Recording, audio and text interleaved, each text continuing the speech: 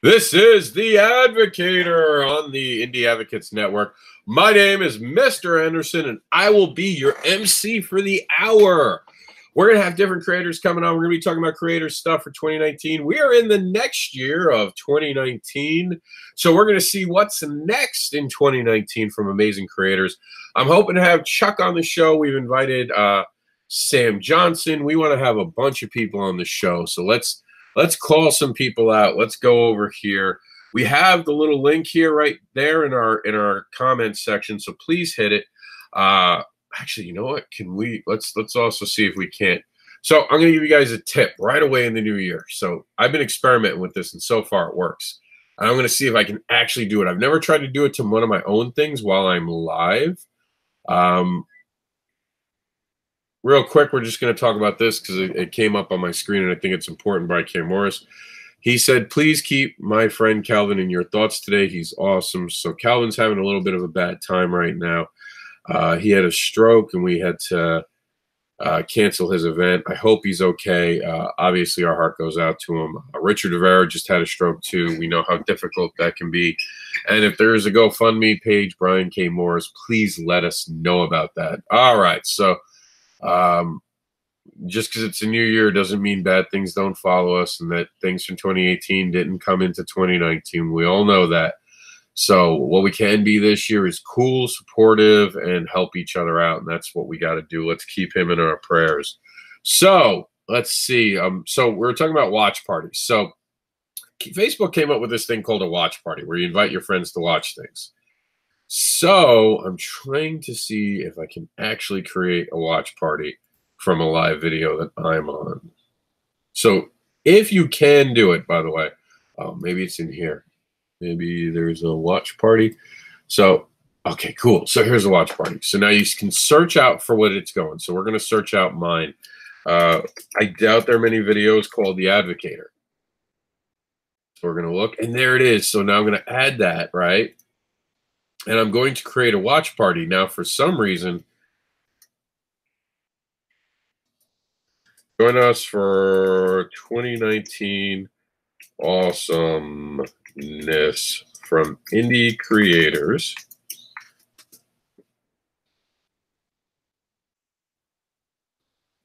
From indie creators on The Advocator. So now, this should, in theory, jump up the amount of people who are watching it by inviting it, because in 2017, 2018, they began to really push so now they began to push, and see, I can invite people in here, and we're going to drop the link in here too, and we'll be paying attention to both of them. So that's what we're going to do right now. So here we go. We'll invite Chuck. We'll invite Victor. We'll see who can come on and talk to us. See if Josh is around. See what creators we can get on here. I know Travis is busy, so I'm not going to invite him, but I also want to invite Brian K. Morris.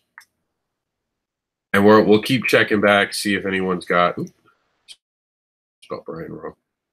We'll keep checking back, but seriously, start giving us those links. Start getting in here. Let's see. Drop your links so we can showcase them. All right, so we got a lot going on. 2 video streams going at once. You know what? I'll do myself a favor. Let me see if I can pause this. If I could pause one of the video streams, that'd be ideal. Let me see. Just so my computer doesn't have to run it.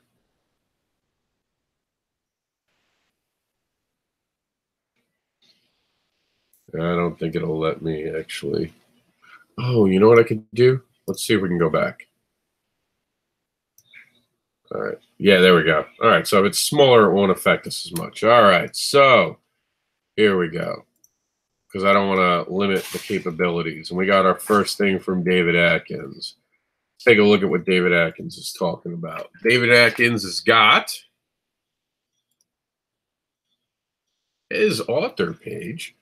Do I want to subscribe? Sure, we'll subscribe. Indie Advocates. I got that right? Indie Advocates. Yep, at yahoo.com. I miss those commercials.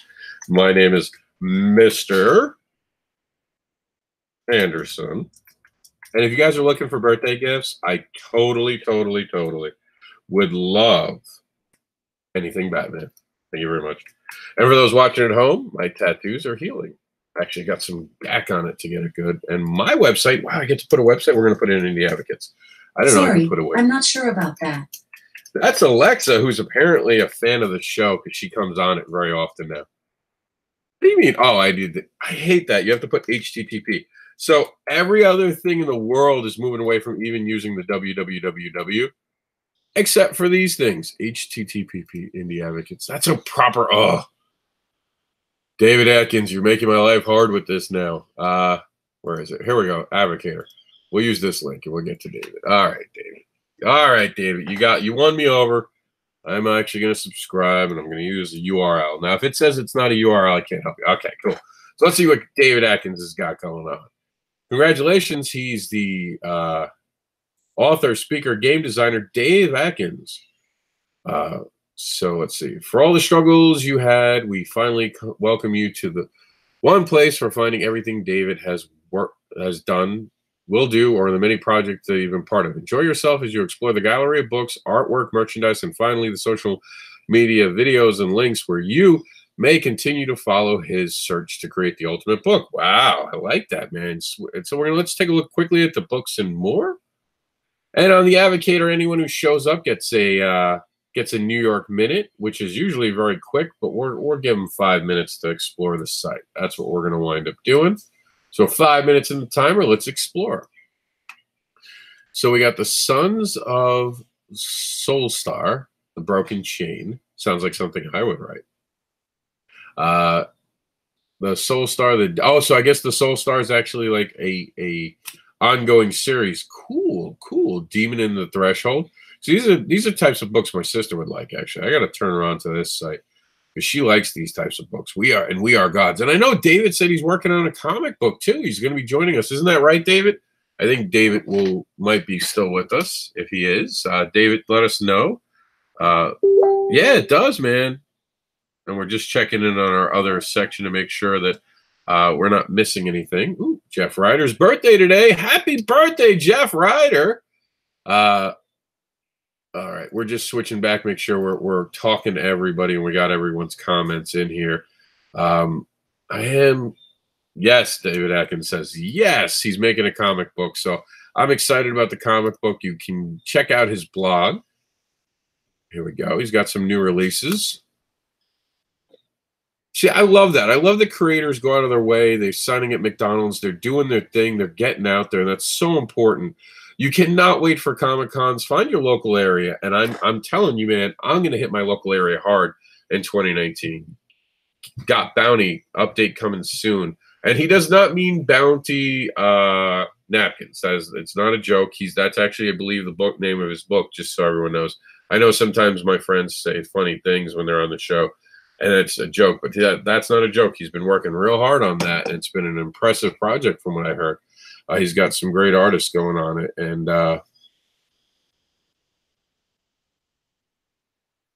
so we got this update we're released with our new publisher. We're working hard to complete the series, but here's our first pre-sale of this series. We'll take a look at this because I like the artwork in it right away. Let's see what that is. Here we go, and we are gods, the three oracles. So let's take a look at this thing here. Oh, there's a new signing at McDonald's coming up. See, I love that, man. You got to have your hustle. Credit to Victor Dandridge, who hustled his way, and I'm going to be stealing this. I'll tell you right now, totally stealing his idea. I want to do an AMC signing for the next big movie, which would be, and I'm going to talk to them about as soon as everything calms down with the AMC, and they're like real desperate for movie sales in January. I'm going to talk to them about having indie creators come for the next big movie, which for us as comic book fans, I believe we would want to test it out at Miss Marvel. And then, of course, do a huge thing up at the release of the whatever. What is the next Avengers film? They're saying it's Endgame or something like that. I don't know. I don't know if that's the official title. I just think that might have been the name of the release of the actual things. There were two. You didn't wait that long to call it Endgame. I think that's a BS title. There's some other people who believe it. Maybe I'm wrong. We'll see. And of course, you can get into his newsletter by going right here, and you can see some awesome stuff that he has going on. Dave Atkins at the Carolina Fan Expo, and there he is right there. Love the art here, man. This art is absolutely phenomenal. Well done, sir. Well done indeed. And I'm trying to see if there's a video section that we could actually see a video of David on air. Oh man, did I screw it up? I did. I think I did. That's all right. We'll bring it back up. No big deal. We'll bring it back up. Let's see. Oh, we're gonna have to go into it. That's all right. No big deal. We'll bring it. There we go. Oops. It's getting away from me. All right, there it is. There we go. So what happens when you have so much? And my bad. Not bad, but I'm working on art files in the background. So we're gonna have to go into it. That's all right. No big deal. That's why the thing is acting a bit funny as well. But I'm gonna give David a few extra seconds. We're gonna see if we can't get. Oh damn it. Oh, you do not have the video set yet, but my YouTube channel will be coming up soon. Oh, cool. So that's a 2019 thing. Excellent. That's what we wanted to see. David Atkins in 2019 has started his own YouTube videos. What kind of YouTube videos are you going to have? Let us know. Let us know the excitement that is coming in 2019. Yeah, check my messenger to make sure that that no one has messaged me to come on. I'm gonna spend a minute and all right, and there goes the 5 minutes, and we're going to quickly look at, and I want to do it because the Advocator has given birth to its own comic book series, and we have a brand new stuff to talk about with the Advocator. So as David answers our question about his upcoming YouTube channel, I'm going to show you a video I just filmed today. It's 2019. I'm already in indie comic creating mode.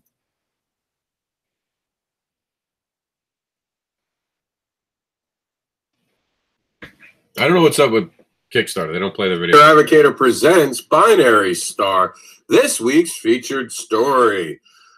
The mismatched interstellar heroes of Binary Star drop in on a wild party on a black market planet, but while they're building giant tequila ice luges and getting into territorial bar fights with dogs, a psychopathic seductress secretly stalks them from the shadows. By Jamie Primack. Also featured on this Kickstarter is Mary Revised, Grimwood Crossing, not broke down yet, The Void, 0.5, and Modern Testament. So I just filmed that this morning, and I know David said something, so let's get right into what David said. David said, I am doing audiobooks on YouTube, starting with Sons of Soulstar. Am I saying that right? Chapter by chapter. Let me know. And I heard about that on Brian K. Morris's Nevermind the Furthermore program. And by the way, this evening at, I want to say 7 p.m. Eastern time, Brian K. Morris goes live for the first time on Tuesdays with Clever Title Pending. So, David, when will we be able to see? Are you doing the audiobook? How are you doing an audiobooks on YouTube? Are you going to have like art to go with it? Are you going to be doing like the words getting highlighted as the book gets read? Talk to us more about that, because that sounds interesting. Speaking of interesting, bring in the New Year's with the Advocator, $19 New Year's special.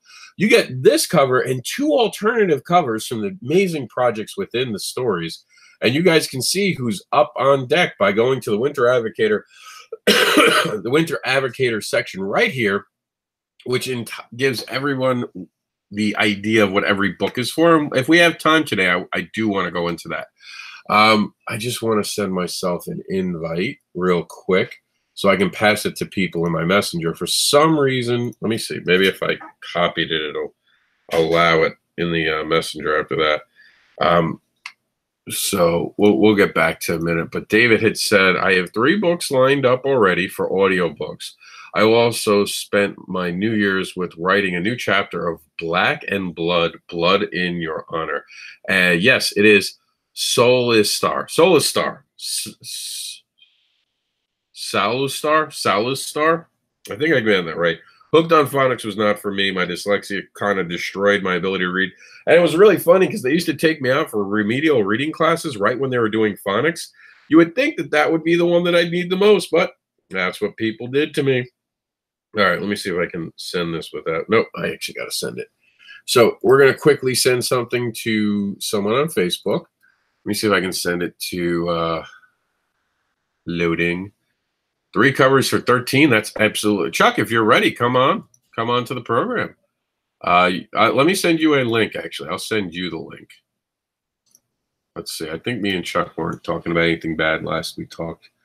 I have so many friends. I'm like so awesome. No, I'm just kidding.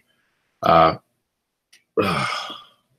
boy, where are you? Where are you, Chuck? There we go. This is our group. And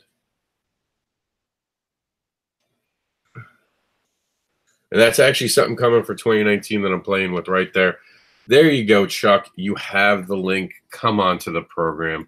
We're going to have Chuck. I don't know if he was deciding last year if Chuck wanted to just be Chuck or Chuck Pino, and maybe we'll get to the bottom of it when he comes on.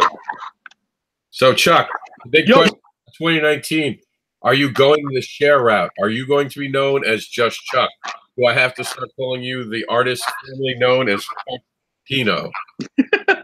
I mean, for me, the less you have to talk, the better. You know, like whatever kind of sells itself. So if people just know me as Chuck and I am the Chuck, I'll take it all day. No, but I'm going to the fact that you're just Chuck from now. That's it. I'm committed. Oh, you mean Chuck? Like anyone who says your last name, I'm going to be like, oh, you mean Chuck. I'm going to correct them. I love that idea. I'm good with that. By the end of the year, you'll be the indie darling Chuck. And of course, when I say that, everyone knows and should know, I don't mean that disparaging. Chuck is one of the most liked guys in indie comics right now. You know, like I'm trying to deal with it. I don't take it. I'm not really taking it badly, but it is one of those things where it's like I got to make sure that I earn that title in my own mind for myself. You know what I mean? Oh, and I think you. I'll cut you off right there. I think that the title is a loving endearment thing for all the shit you've done. Well, thank you.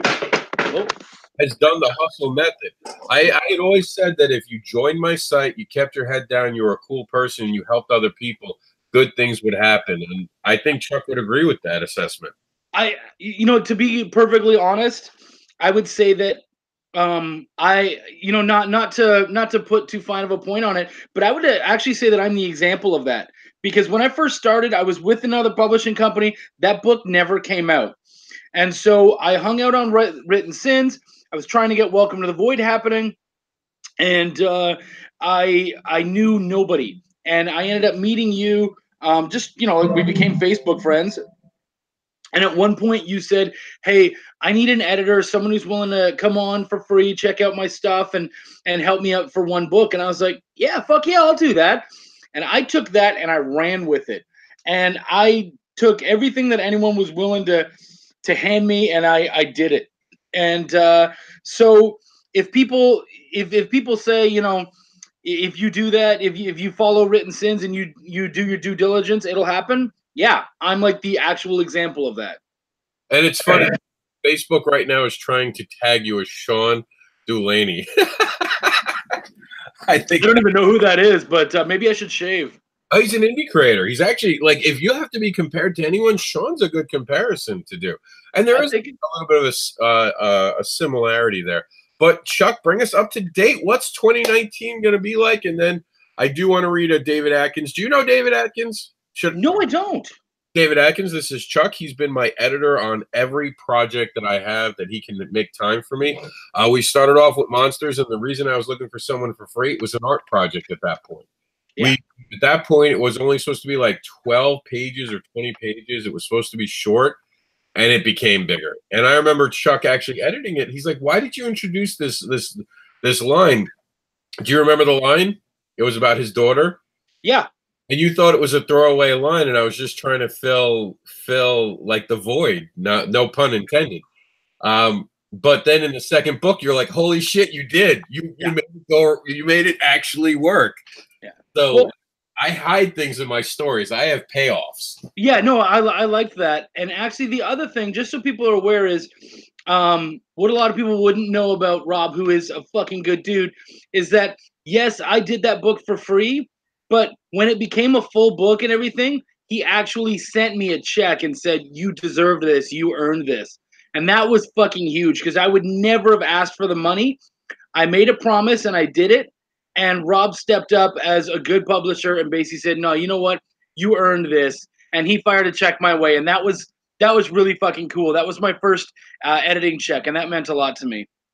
See, now you know I'm trying to build this indie devil brand, right? This you're not helping with that kind of No, talk. dude, the devil is a seductress. He uses things like money and all that kind of stuff. You have pulled me in with your huge financial gains. I just like the fact that he said "my huge." I'm gonna edit this video and use that whole year and change it constantly with your huge. Oh shit! David Atkins. David Atkins had said, because I do not want to miss this. Let's see. David Atkins said, "Got a new convention I will be going to for networking, but my con season is starting soon for signing in more. I cannot wait for it to happen. Booked 5 cons already this year. How is your con schedule? I can tell you all right now, and I can show it to you. It's actually on the back of my screen while Chuck tells us about his con schedule. And the reason I'm going to show mine real quick is because Chuck is part of my schedule, believe it or not. We have a crossover this year. Dude, I honestly, I've been excited for that all along. My wife is actually going to come along with us. Are you bringing the kids? Are they going to? No. Okay, you leaving the kids? I can't blame you, actually. Yeah. This is your first time in Florida? Yep. Right? Yep. Yeah, man, it's good food, and oh man, there's definitely some stuff you got to check out. And oh no, we're gonna have a blast. Yeah, and they're going to be at MegaCon. Yeah. And here's the actual picture for you guys. Let me make sure that I have the YouTube. Yeah. I've been telling people that that's one of the biggest conventions in Florida. Am I wrong? No, you are right. Look, okay. MegaCon has not been what a lot of people want it to be in the last couple of years. There has been some negative press. Basically, the owners switched and sold to another organization, and that organization is definitely focusing more on profitability. While the owners used to be a lot more mom and pop. I never knew the mom and pop version. I've only known the corporate ones, and they put out a good show, to be honest with you. To be honest, I enjoy it. I wish there was more money for actually buying stuff because a lot of money gets taken away for autographs, and we all know what that is. Like, and you were talking about that on your show just the other day, or was it yet? No, it was yesterday. How people comic book shows, and he did a great thing about 2018 comics, and you showcased a lot of awesome comics. Thank you. Yeah, honestly, I had a really good time. Like, just we shot the shit and everyone seemed to actually have fun. And I think I'm gonna keep doing that every once in a while. Just grab a stack of the comics I've gotten, and because I feel like this year with the bigger con schedule, because I am already stacked up for more cons than I was last year. What are they? Okay, so I have Hill Country Comic Con. That's in the middle of March. I think like March 16th, 17th might be. And that's actually just 20 minutes from my house. That's in the nearest town to me. So that's pretty awesome. And then I've got Comic Palooza in Houston. That's May 10th, 11th, 12th, I believe. And basically, me, Kevin Joseph, and Douglas Brown are going to share a booth. We're going to do 3 days of, selling comics, going crazy. I'm going to drive home from Houston, which is a 4-hour drive, spend 1 day at home. And then my wife and I on the probably Tuesday or maybe even Monday, I'm not sure, we're going to get in the car. We're going to drive out to Florida. We're going to get there. We're aiming to get there probably midway through the day because Travis said that you guys were thinking about doing a store signing the day before MegaCon. So I would hit that up, and then we would do the 3 or 4 days of MegaCon. Oh man, that's an ambitious one right there. I've done it. Yeah. there's a point in my schedule actually this year where we're going to be where is it? All right, so right here, July. Jax is out of school, so I'm hitting it hard.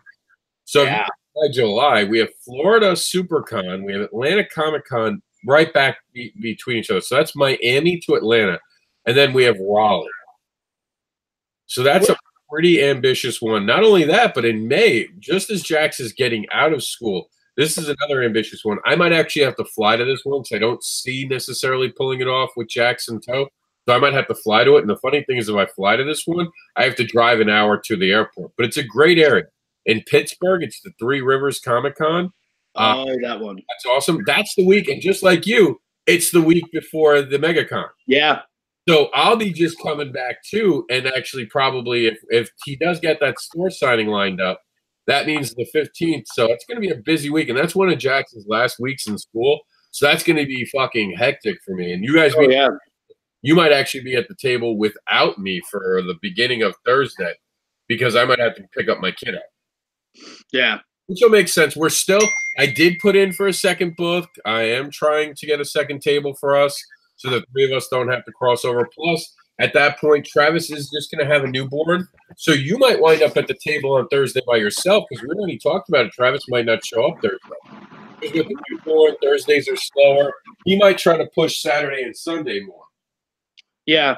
Well, and the nice thing for me is that I have I mean, no one knows me really in Florida. Like, I've never been out there. They would just know me as your editor, if anything. So that would give me a chance to kind of make my own name on day one. So I like that. I'm down. No, but that's true. People do know you in Florida. Oh my gosh, it's Chuck. No, but remember, you're on my book. So I talk about it. So people have been introduced about you. I've actually told people about you because when I'm at Travis knows this. When I'm at my table, I talk about the creators who are in my book. I name drop every single person, and whether you're an editor or not. And I understood, like, for those who don't know, I actually lettered Chuck's most recent Void-ish thing. Travis brought me on, asked me if I could do it quickly, and I was like, yeah, send me the files. I'll take care of whatever you need. I'll hook up Chuck. I don't care. Anything Chuck needs. So, but when Chuck was talking about giving credits, I was like, you don't have to give credits. I'm a letterer. I don't really think letterers get a lot of credit, and I'm not necessarily sure they should. It's an ancillary thing. So I don't know if letterers should necessarily be like, I don't name drop a letterer if someone had lettered my stuff, and someone did. And the one project I have out there that's lettered, and I don't mention what it is because I know you know what it is, and I don't want to like blow it up, but they screwed some stuff up, and I was really mad, and I called Chuck. I was like, Chuck, they ruined it. I was like, the first time I'm not playing with it, and they ruined it. You know what, though? I would say letterers are important because what I find with letterers is if they do it right, you don't notice anything. You don't talk about the letters. But if they do it wrong, boy, do you have a shitload to say. And so that's the thing. A good letterer is important because you just shouldn't notice it. It should just be there. It should be great. And it should just be, like you said, an ancillary part of the process.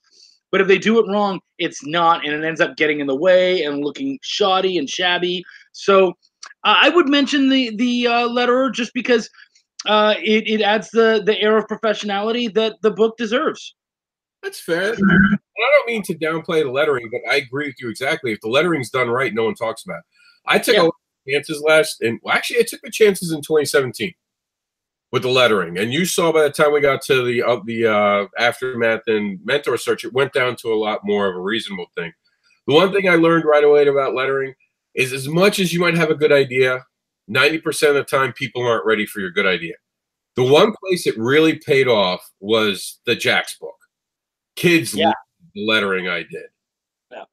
Monsters, by the time we got to the the Monster of a Betrayal, we had learned a method where me and you came up with that would work the best for the book.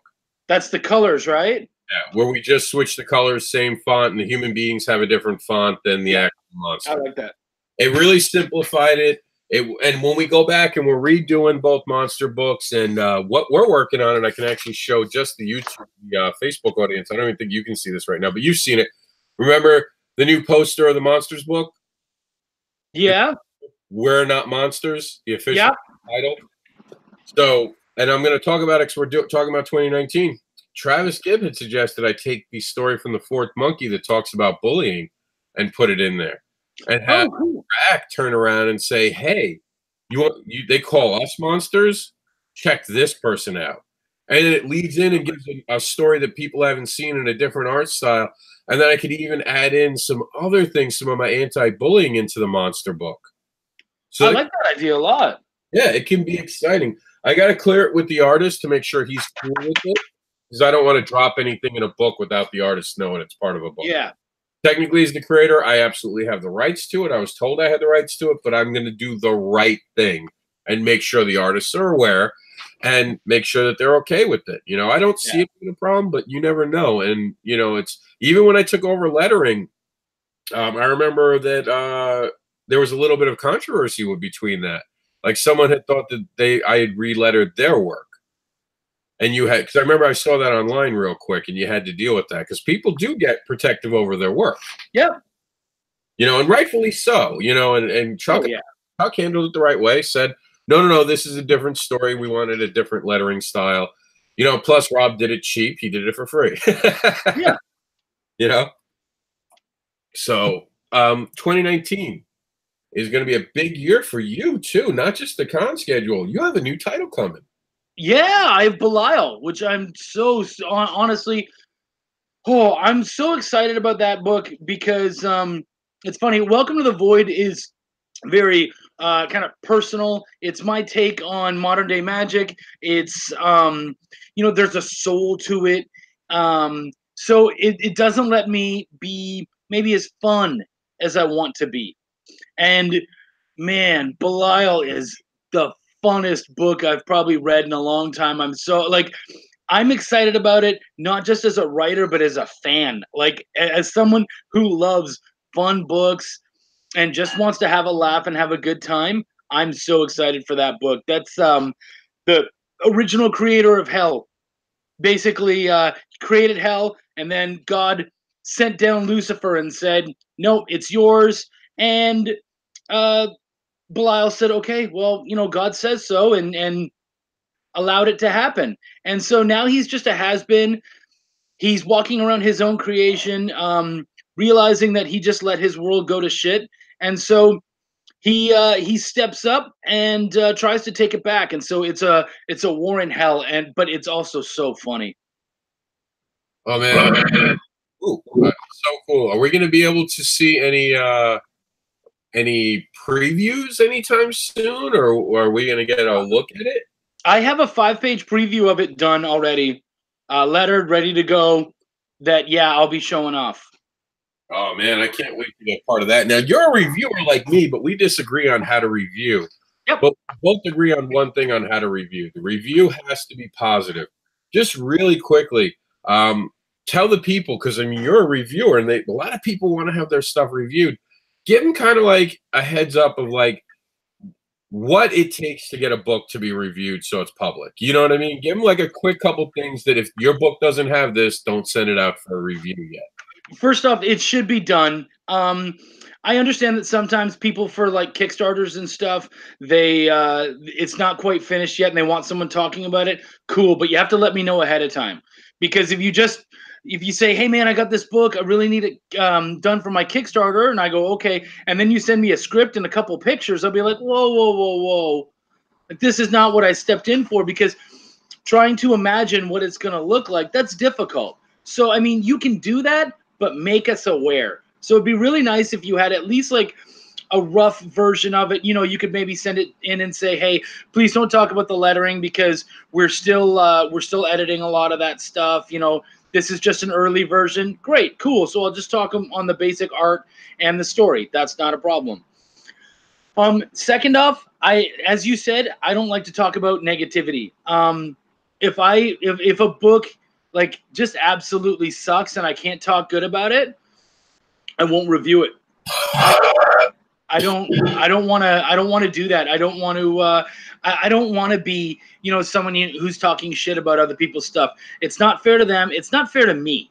Like, I shouldn't have to be in the middle of controversy because I'm reading this thing that I just despise and don't like. So I don't want to be a part of that. What I try to do is I try to review a book and aim it at the audience that will enjoy it. So like I've gotten a lot of mangas. Manga is not my thing. It's not what I enjoy. So I'll tell them, guys, I can't really talk about the art because it's not my style of art. I will tell you that, you know, like the lines are good, the coloring's clean, like everything is solid there. As far as the actual art style is concerned, you guys take that as it is. Here's a couple pictures. And then I'll move on and I'll talk about the story, which is really what I'm all about anyways. Yeah. Now, I mean, both of us have edited many projects. How many of you said you haven't been able to publicly talk about? Because I have openly said there are about, and I'm not kidding here, 100 comic books I have not been able to review publicly because they were just flawed completely with lettering, with I don't try to talk about art, but like you said, there's some art things that, like, if your colorist is coloring it wrong, I can't tell people to buy a book. And that's the point of us reviewing. So, because we want to help people. We want people to be excited about what we're reviewing. We're not trying to shit on anyone's project. So when you tell someone, I'm not going to review it because it sucks, it never goes well. And even if you don't say it in those words, they're going to come back at you. How much, like, explain that to us a little bit. Luckily I haven't had to do it too much. I haven't, I've reviewed probably about 30 or so books. I've definitely read closer to, 40 or so. I probably had to, give a couple aside. One nice thing is, like, the one that comes to mind right away, and the one that's the most obvious. I won't obviously mention the book, but I told him, I said, man, I can't review this. I said, I do not like it. I don't get it. You're jumping from one moment to the next, and I have no idea where you're at. You needed an editor so fucking bad, I can't even explain it. Like, I'm really sorry. I can't. I just can't, in good conscience, edit this. I have nothing good to say about it. And they were like, oh, fuck. I was like, well, but do you have anything else?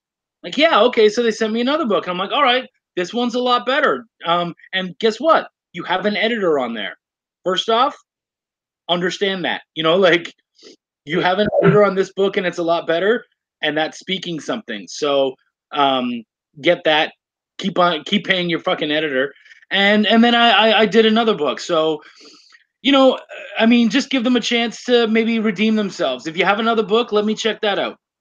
And now you know how editor work, you fun of people. It honestly does make a huge difference. Oh, you're right. And a lot of these people are like, oh, I don't have money for an editor. And I'm like, then you don't have money to do this book. Like, if you need to kickstart it. Don't go to Kickstarter pretending this is done. Tell people, hey, look, we've got most of it done, but I need money for an editor. That's the point of, we've confused what Kickstarter is. Kickstarter is to help produce something. Like with the Advocator, we've gone to Kickstarter to make the prints free for the artists. That's basically what's going on. The artists and the creators and the writers, basically it's broken down to explain what the Advocator does, and this will explain how Kickstarter is supposed to work. We had this idea. It started off with the Written Sins thing, and Travis got on board, changed it to the Advocator Presents. We've been doing nothing but gangbusters with it, with getting people on, people excited, and now we're at the point where we have this project. Now, to make this work worthwhile, when we bring together Chuck, we bring together Travis, we bring together Joseph Duas, we bring together Frank Martin and Connor. What's Connor's last name? Bartel. And Jamie Primack. When we bring these creators together, there has to be a reason we're all together. And we don't want them to pay for the book and then try to sell it at the thing. So we came to Kickstarter to reward them for being part of this project that brings all these amazing comic sods together. And without Kickstarter, we wouldn't be able to afford to do that as well. So that's the point of Kickstarter. It's not to sell your comic book. And a lot of people in 2018, and I hope this stops, just use it solely as a platform to sell books, to not pay for art, to not do this. And they really have been hurting the other people. The reason I get upset about it, and it does affect the grander scheme, and I agree with other creators who talk about this, when they go to Kickstarter and they're selling their books for $3, that screws with everybody. Yeah. Because now you're turning Kickstarter to Walmart. And that's not fair, because a lot of people, sure, you could go pay for it. So basically what they've done is they've paid for everything, and now they're charging everyone else to to get their books, and I understand that, but that's what shops are for.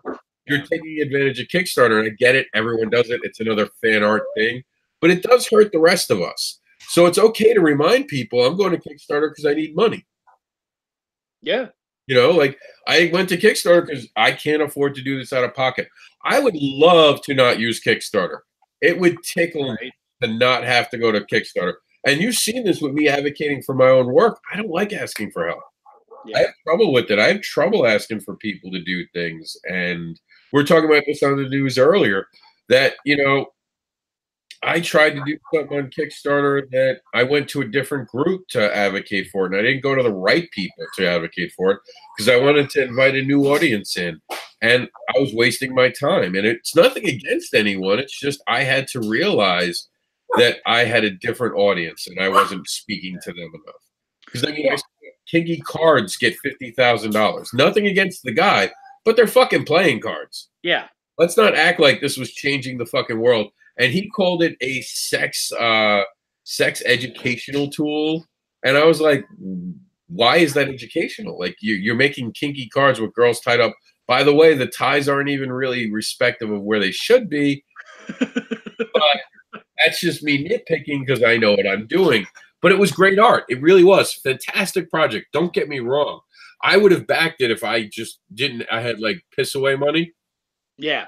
Fucking playing cards, dude. Don't act like you're reinventing. But he had like the audacity to be like a sex positive thing. This isn't sex positive. You're selling girls tied up and being kinky. You're cashing in on a network. Just be honest about that shit. Yeah, you know? Totally.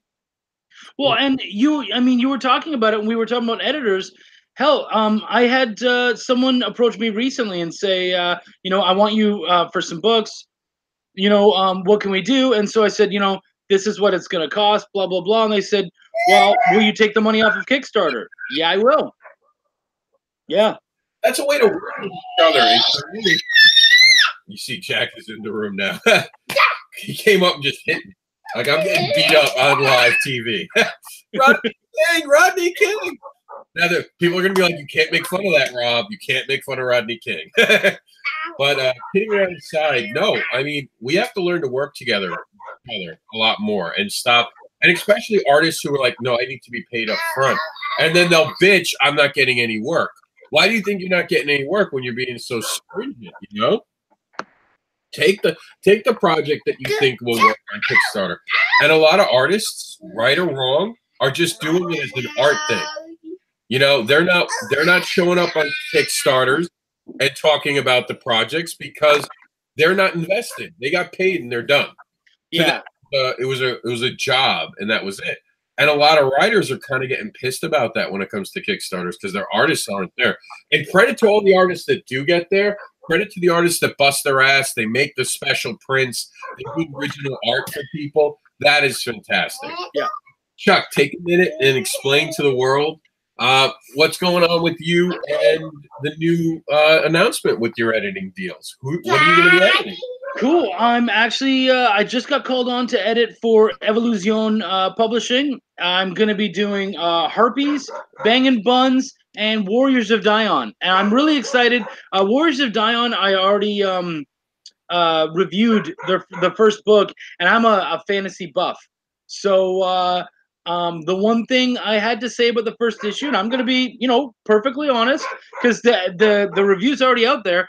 I said that it sounded like someone who wanted to write fantasy but had never written fantasy before. So that's something I'm going to take really seriously when I edit that book, that book appeals to hardcore fantasy fans because I'm a hardcore fantasy fan.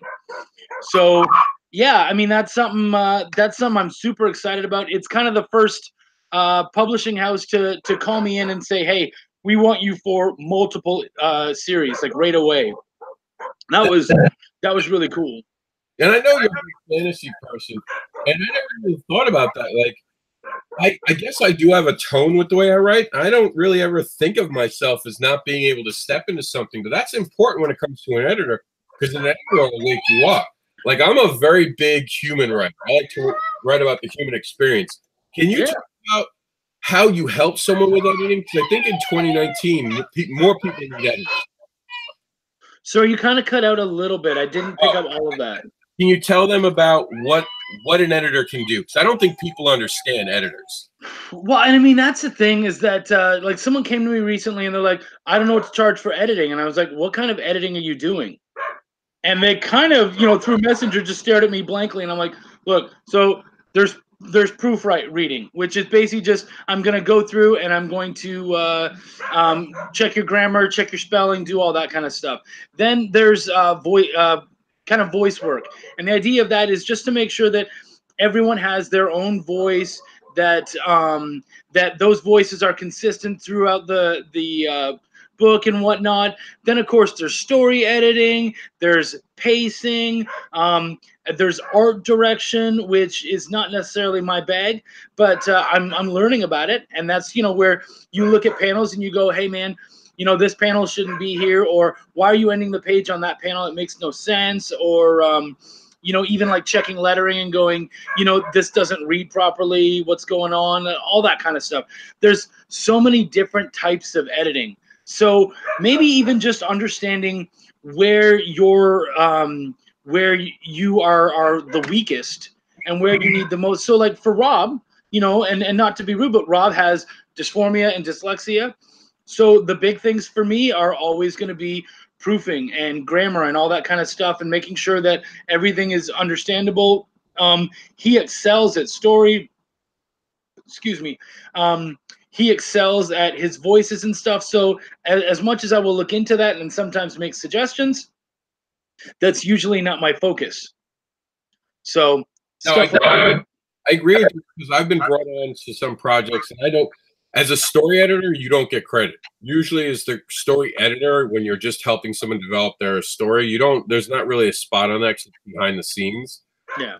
As opposed to a great editor. And I don't necessarily understand that. And I've done it for free, so I haven't gotten paid, so I don't really care. And some of the stories I've helped with, to be honest with you, I'm not sure I want my name on.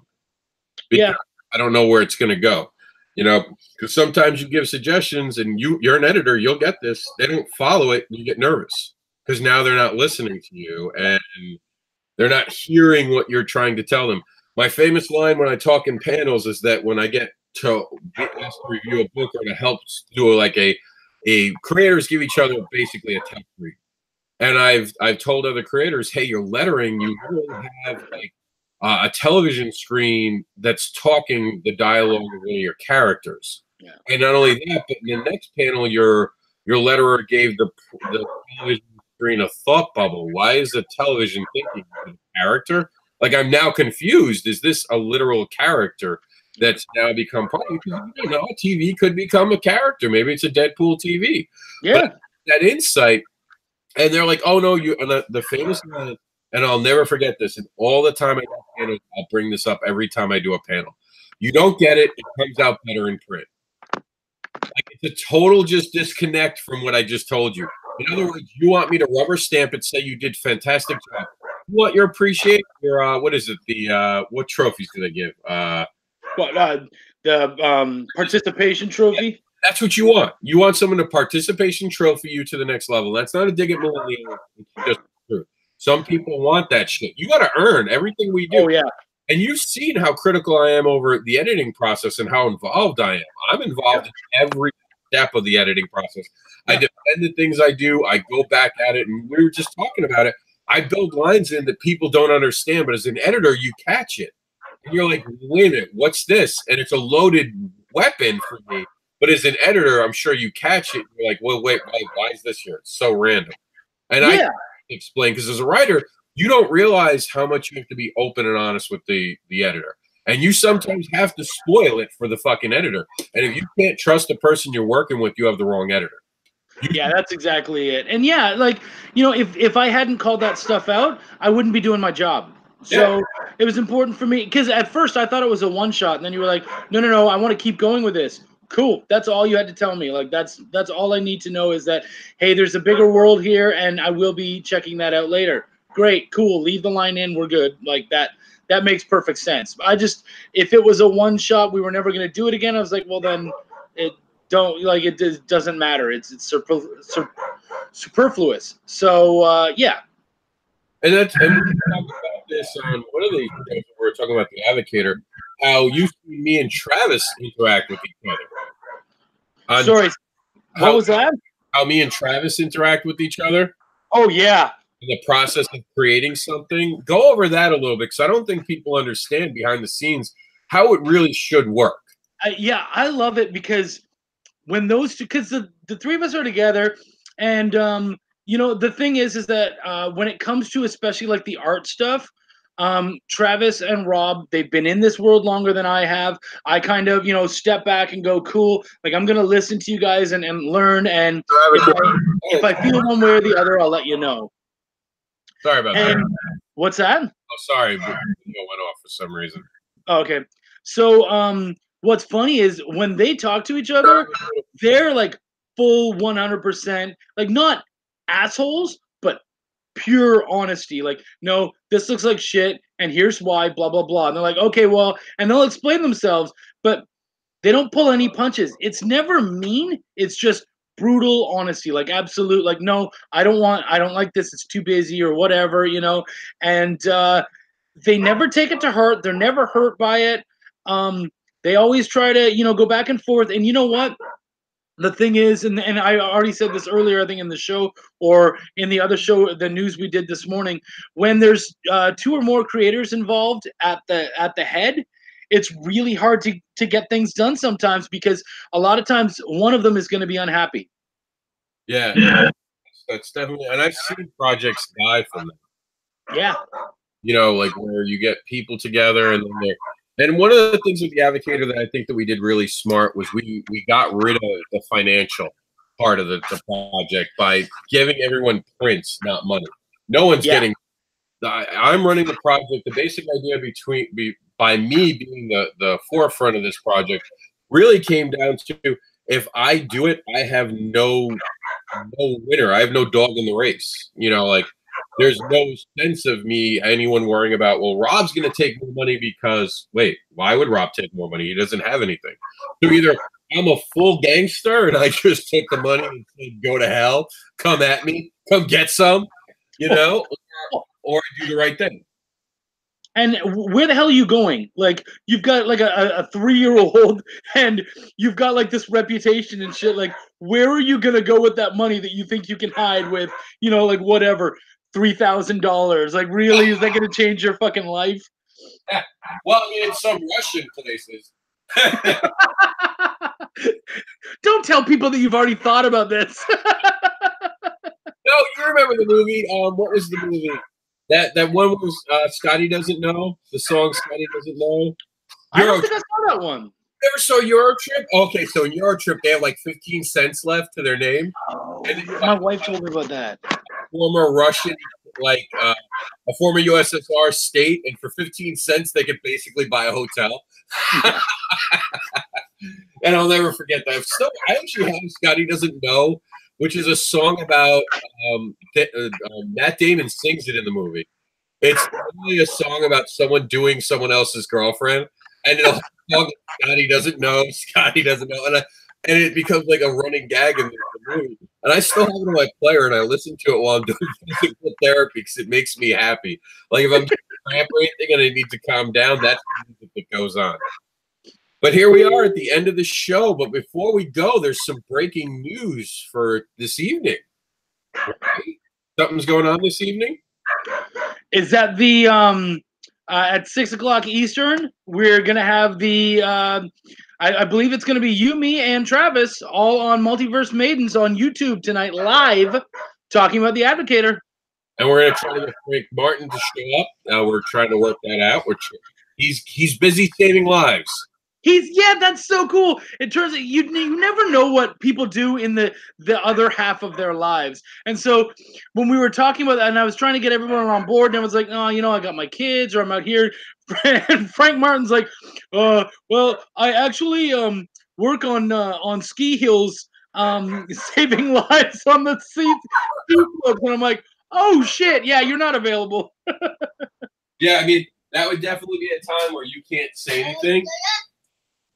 I got Jack. Jack's got a Christmas present. He just walked over to the screwdriver and he's like, Dad, fix it.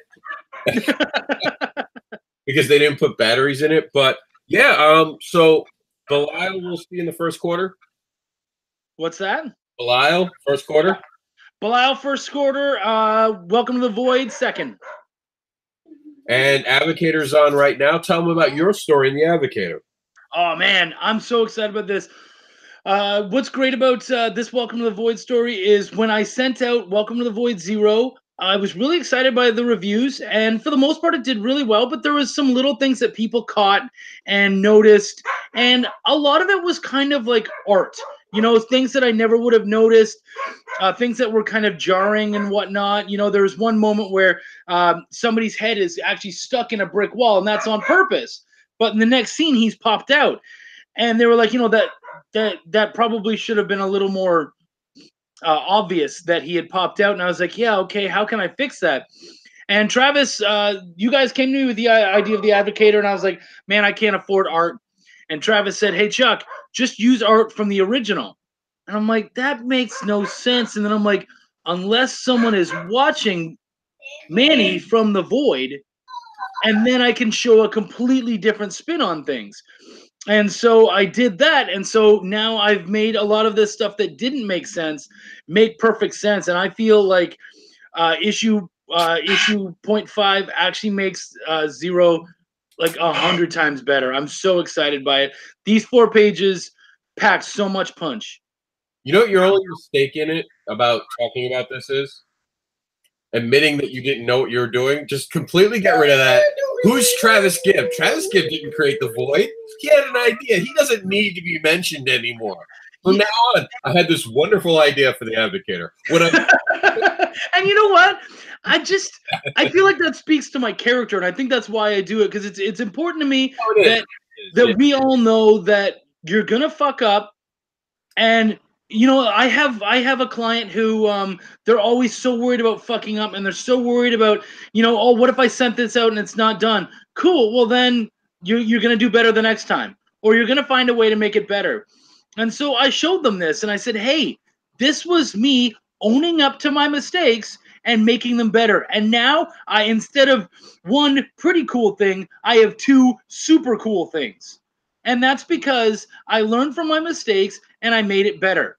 And I think that's so important. And hopefully that's a lesson that people take with them into the new year and into the rest of their careers. You know, and I think that you have a perfect idea. I love the fact that you're so honest. I've admitted all the mistakes I've made, and I try to let people learn from it. We should get together sometime, I want to say February, and talk about mistakes.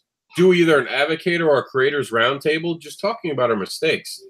I would love to get a creator roundtable of like, you know, 5 or 6 of us chatting about comic screw-ups. Yeah, yeah. And yesterday, I don't know if you caught the show, me just talking about comics. I don't think I did. Yeah, just on Sunday. No, it was Sunday. Sorry. On Sunday, I made a show talking about comic books. No format. Let's talk comics. And we actually got to talk about a lot of cool stuff. And I want to do more shows like that this year. And, you know, I've told you that I think that you're ready to host your own show. I've actually pushed you to try to do your own show because I think you're ready for it. But I definitely think that being a guest star on shows would be a great thing for you. And that's where it's worked really good. So what I will say is that I really want to take the comic world by storm, and I wanted to do this already, but I've made some serious moves forward, and one of them was I've actually left my job. I'm a cook by trade, and I just can't do another summer of it. So I spoke to my owner, who they love me very much, and we've gotten along really good for the past 3 years. And I just said, look, I can't do this anymore. I'm already going to be gone for May, and I know that I'm going to want to do more conventions throughout the summer, and that's when you need me the most. So you have me until April, and then at the end of April, I'm gone. And so from there, I'm going to be I will have another job, but it'll be like, you know, just a small part-time little day job. And that will give me a better schedule to do a full-time show, and I would love that. Hopefully by April you won't need to have that other job. Maybe you'll have enough work. I mean, as an editor, you're getting. That's the hope, yeah. Definitely getting out there. Whoop. Jack just broke something. Yeah, I noticed what you did. And he pointed up and he went, "Uh-oh." I love kids. Do not play with it. He's got a lightsaber and he's trying to now touch the other one to see if he can get the other one to do the same thing. So I think that's the end of the show because I don't want you guys to hear the beating that's about to take place. Thank everyone for turning into the Advocator. Chuck, how can they follow you on social media? You can easily check me up on as Chuck Pino. Yeah, you can use my full name, Pineau, on Facebook. You can track me down on Twitter at Chucky Pin. You can find me on YouTube, Chuck's Raw Reviews. And, of course, you can also find my personal publishing company, Bonfire Press, on Facebook. And you can follow me on Anderson.com. That's MRANDERSIN. And I'll be hanging out with Jax the rest of the day, but send us messages, me and Chuck, if you want to be involved in the next Advocator. And we'll get you in issue number, what is it? We have fall, I think we're still filling. I know yeah. Issue 3 is what we're filling right now. And then we have winter, which jump on. Now's the time. And make sure to back the Advocator now on Kickstarter. Thank you for your time today. I'll see you later today. We're going to be talking a lot today, apparently. Oh, hell yeah, man. It's the year of us. I love that. All right, guys. This has been a production of Indie Advocates. Thanks for tuning in. And Chuck, if you want, hang out for a second as I stop the broadcast. And thanks for tuning in, guys.